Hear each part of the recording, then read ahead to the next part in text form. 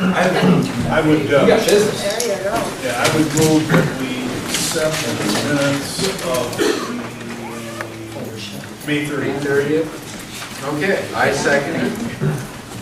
All in favor? Aye. Okay, let it be noted that we approve the minutes from May 30th as posted.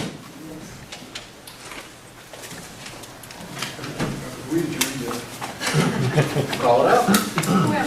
We, just so I got something to think about here, minutes, like, what have other, one of the things we're contemplating is interpreting our zoning ordinance that says the planning commission can grant a height variance. Yes. So yes, okay. Is, how unusual is that? It's not Yeah. unusual at all. And I think, well, we ought to all, So we've got a lot of good information. The big thing I'll recommend if you're not aware is that we can't email each other I know. anything in conversation on this. Yeah. But we'll have, you just write it down and we'll have a great Have a good conversation on the 5th at 5 o'clock. Eastern Well, Standard Time. I just asked Ron a question about that whole thing. Oh, Yeah. I'm sorry. well, We're that- talking. Oh, no, it's okay. But not about that. that's why we waited. Oh, okay.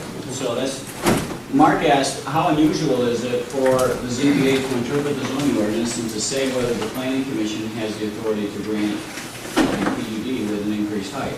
I don't think that's unusual at all. That's appropriate. The state law and the zoning ordinance specifically say it's the ZBA's authority to interpret the zoning ordinance. Now, if you interpret the zoning ordinance to say the planning commission may approve a PUD with greater height buildings, that doesn't mean the planning commission has any obligation to do that on any particular PUD. They're going to look at those factors for granting a PUD and decide, is this truly preserving open space? Is this truly preserving unique natural areas? They're going to look at a lot of questions you were raising, Pat, which I mean, were excellent questions, because I mean, it's easy to argue, as we heard over and over tonight, the building's too big, the building's too tall. But not one person, not one attorney gave an alternative solution. You finally raised the issue. Yes, I mean, if we don't grant the additional height, what does development, and that's really what the planning commission would be looking at. Right. The planning commission would say, okay, we got your application, give us an alternative plan, let's compare. I have a further question on this, though. What about precedent? Where does it stand then in the future if we abdicate our Well, if it goes to the planning responsibility? commission in that respect, it's a case-by-case issue. And the discretionary Every authority of the height planning commission. variance then for a PUD would go to them? If or- someone, what? If you interpret the ordinance to that extent. Right, Yeah. so it's setting, it's. If someone does a interpreting zoning. PUD, if someone does a PUD, they could ask for increased height without coming to you. Exactly, from That is here correct. on out. Yes. See, when that section of the ordinance was changed back in 2000, that ordinance section was allowed, they needed the better flexibility, because the PUD ordinance was almost like a site condominium ordinance. When it was changed a little bit, you know, some things were left out, but discretionary authority in regards to, I always equate setbacks with a dimensional variance of some kind. Even though it Yeah, doesn't it's specifically different. say height, I equate that with that. So in my opinion, it can be allowed at that level. It But- can be allowed. But the I make decision- interpretations But all the time, the of the ordinance, decision- but it's your decision to Yeah. make. Well, it's not your mine. decision to interpret. Once you interpret to say the That's PC it. has the authority, then they That's have the it. authority on any PUD. But But they they don't have have the to authority grant to say no, too. Right. No, I understand, I understand that. I understand that. And if somebody needed only a height variance for something they were doing that didn't involve the whole PUD, they could still come back here for that. We have, I understand that, but still, you know, I'm a bit uncomfortable. I need to research this a little bit. what gets me leaning in that direction is the multitude of factors that are involved in this, the trade-offs, if you will, that are involved with it. You know, we'll build here, we'll build here, we'll put this land into it. that's more than what, that's out of our purview. I mean, we don't even Right. get into it, and that's But why. not a height variance. We have the standards, we have the process. We are experienced, I say that loosely by me, but, you know, in measuring this. And it's always been the ZBA's responsibility to this point in the township. And can you cite one other instance, one other specific case where they've advocated this responsibility to a planning commission? Okay, they've relinquished. No, It's an interpretation. okay, well, They do it with setbacks all the time. right. We had lot size. And lot sizes, that's all part of the whole PUD thing that they can do. So now, just all of a sudden, we're saying in addition to, because it's never been risen, I don't think it's ever come up in Suag Twp Township. Okay. So now all of a sudden, we're saying in addition to lot size, in addition to setbacks, height goes right along with it. Yeah, a lot of PUD chapters will basically say the zoning ordinance provisions can be treated more flexibly. They'll have a kind of a catch-all. Not as to land use, but as Mention to variance. allow flexibility in the design of the buildings and the location of the buildings, And et cetera. what might happen to the offer of the conservation easement if we no longer, where Well, does it go? Well, number one, if you would grant the variance, if you would condition it on the conservation easement being in place.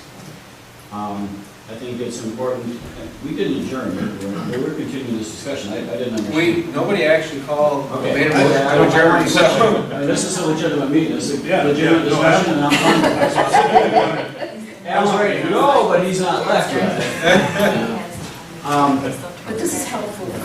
Sure. I mean, I can go home without these answers. So that's why I wanted to make sure. Yeah, that's, So, well, a couple of things, before I forget this, I want to make sure I say it. Mark emailed me a couple of questions and I responded, and that is totally fair for any of you to do that.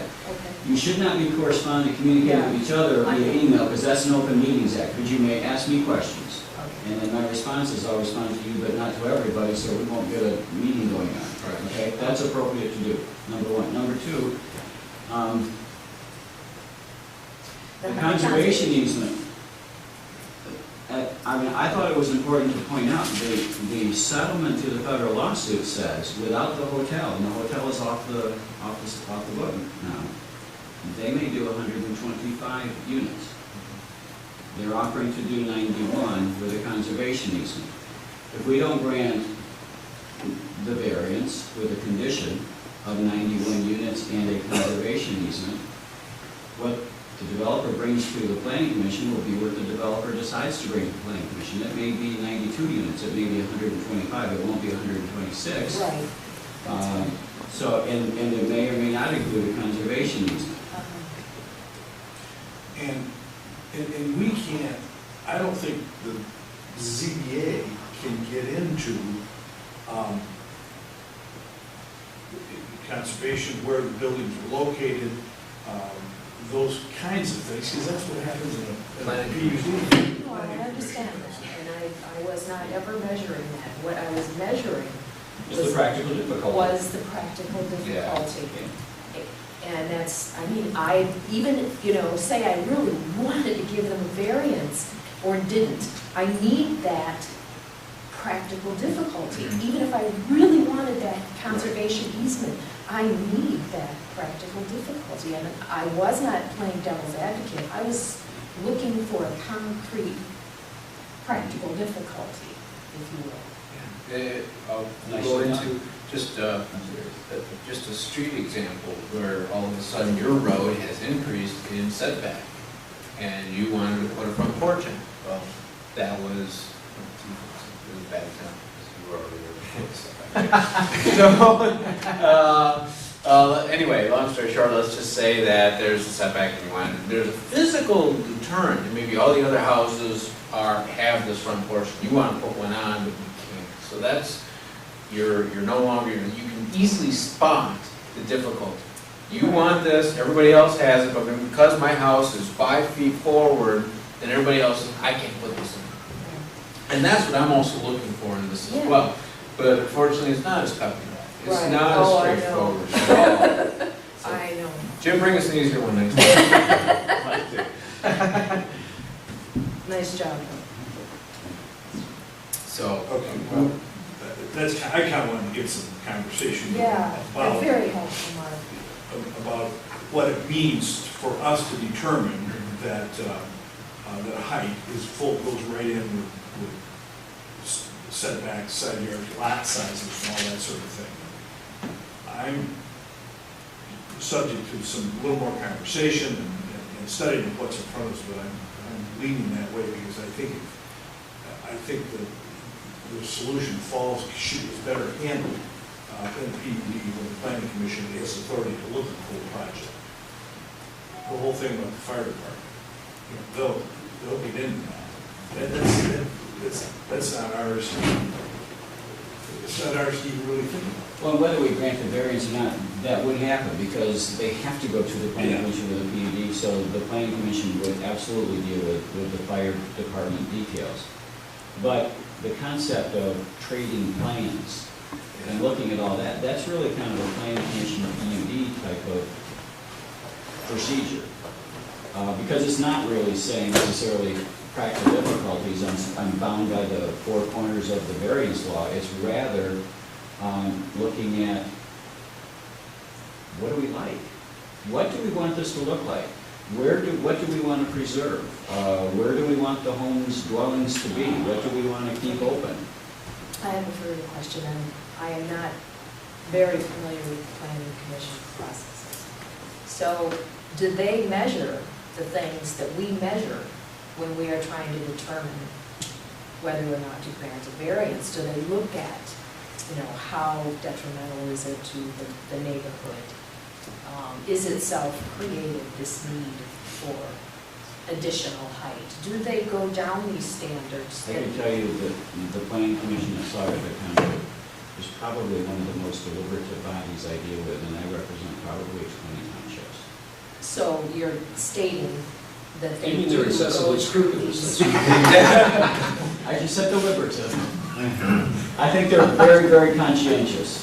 They absolutely will go In through. discussing the neighborhood and Yes. and these issues that we have been charged Yes. with looking at. They won't look at practical difficulties. They'll look at the objectives of the PUD. They have a different set of standards they're looking at. and it's kind of moving into the PUD realm. Which We is- have yeah, new which- list of things that they have to follow to Right. either approve or deny the PUD. Right, and my concern is whether the issues that we look at will be covered, or whether, because there are concerns that we delineate between us when we vote. And I'm just concerned whether, these are gone. I think that if the planning commission is going to be convinced to allow higher buildings, taller buildings, they're going to look at the objectives of the PUD, which I talked about in the memo, so they're there. I think they would talk about alternative plans. How can you comply with the 35 feet and bring the PUD to us? What would that look like versus what you're bringing to us? I think they'd compare and contrast and say, what do we gain? If we let you go higher, what do we gain? If we don't let you go higher, what do we lose? Who is we? The township. I think the collective township, the public will, the public welfare. To answer your specifically, they're not bound by the 5 or 6 questions that we are. But they historically have the interest of the township, the entire township in the area in front of it. And because they're not bound by those very specific 5 questions, they can trade this and they can trade that and decide. I appreciate And that. how will this all come together? We've got just those 5 questions. Right. And And why do we have just those 5 questions? Well, more importantly, Well, Mike, the reason is the variance is licensed to violate the zoning ordinance. Exactly. Which is Because- why it's so difficult. So, if it's in front of the planning commission, they don't worry about those 5 questions. They Right. look at setback, 40 feet, done, done. And they look at the broader picture, not a narrower picture. Well, yeah, but they use the setback rules, they use all the rules that are established inside of all of the different codes to be able to establish whether or not, well, and again, the PUD is a great example, so they're gonna look at the entire picture. Ron, as I asked earlier, could you possibly give me, not today, I'm sorry, obviously, but some examples where the zoning commission, there's precedent for them turning over the height? You know, I know that I have, but I don't have it, I'm not thinking of anything that I can recall where, It's obviously not been done in our township, or we wouldn't be here tonight. that's right. So, But I mean, I think we, those of us who have been involved in this case for a while have heard over and over about how unique this property is, and I think that's true. I agree with that. But I think that's why, this is a very, so the uniqueness of it means that there are not very many instances where you have an opportunity to preserve this much property in a conservation easement. But that's not the question I asked. I agree with you completely, Okay, very much so. But future PUDs will not have this precious land, perhaps. And yet, from here on out, height variances will not go through us. no, but the planning So- commission then will say, well, yeah, we granted a PUD with greater height to Singapore Dunes, hypothetically speaking, and in return, we got a conservation easement of, how many acres were we talking? 100 plus. Now, you're coming to us. But you're coming anticipating to that us- will be offered again. And you've already told me that the conservation easement goes away if we, Well, I would say this, I think if the developer goes to the planning, if we interpret the zoning ordinance to say that the planning commission can grant a PUD with greater height, then the applicant then goes to the planning commission with a PUD application and asks for greater height and doesn't include the conservation easement, I don't think that application's going anywhere. well, okay. Because the But planning there's commission's no, gonna say, wait a there's minute. nothing that You offered a legally conservation forces easement. them to. No, there isn't, but the So- planning commission then would say, why would we grant you for No. increased height? Why would we allow you a higher building, higher buildings, because you're not giving us anything. But we are supposing the outcome. And if that is something that you are weighing heavily, you do It's a have the, consideration.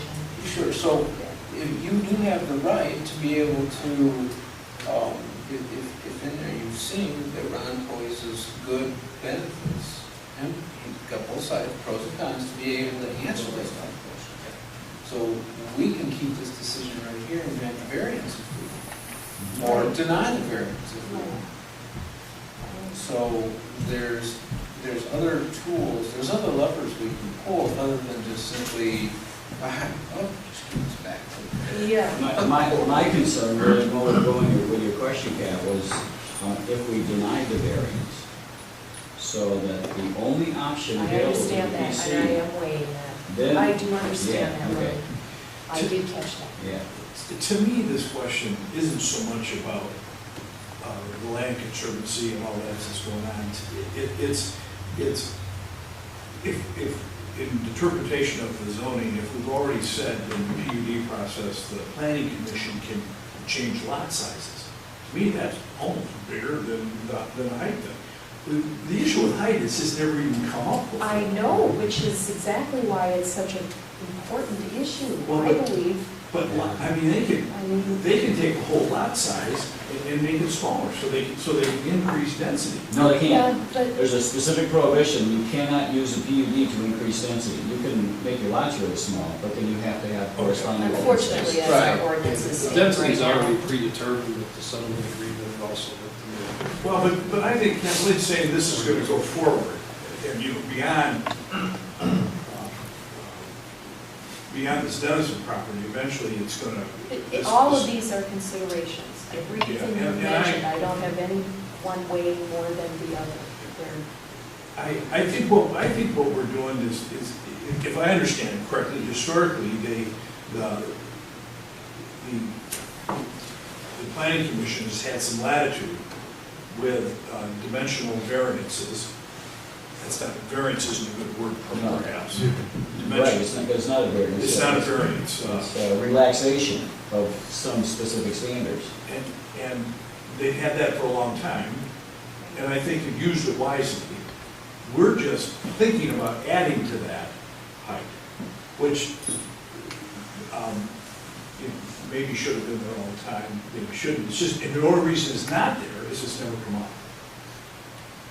I don't think. It was one- No. We've never, nobody, this is the first 18 time. years I've been here, we have. Yeah, so, you know, I think that's what's really before us. I think, you know, in terms of the master plan, I think it's a really crucial issue, height, for the entire area. And I think it's one that should be weighed carefully and not as easily, perhaps, as a setback or the dimension of the building. You know, I agree with 100%, which is all the reason I think it belongs in the planning commission. Because there, we got 5 questions we've got to Yes. answer. Our hands really get tied. The planning commission can massage that whole thing a little bit. And What about our conditioning? I mean, we can condition things. So I don't feel my hands are tied. well, and you're right, we can. But for example, they had presented us with a sketch. When they get into the PUD, that won't be a sketch, that'll be specific. This building will go here, they know right exactly where it's gonna be. Yes. The land concerns that they were gonna throw into it. We're gonna have, if we wanna do that, we're gonna have to get real specific on what it is, they've gotta go out and figure out what, where it is, all stuff. Someone has to do it. Well, but it will be done in the PUD. That's part of the PUD process. We have no guarantee of that, the land conservancy. We have no guarantee of that. They've offered it to us. The only way we can guarantee it is by granting a variance and putting a Exactly. condition on it. Exactly, I understand that, but it's within our power if we can find legal justification for the variance to begin with. I don't think that goes away, the need for it. That's true. I agree. We still have to, anytime we grant a variance, Right. we have to find those factors. No question about Right. it. Okay. Something to sleep on. Yes. You've got 5 minutes. I move we adjourn. Okay. Do we have a second? I second that motion. Meeting adjourned.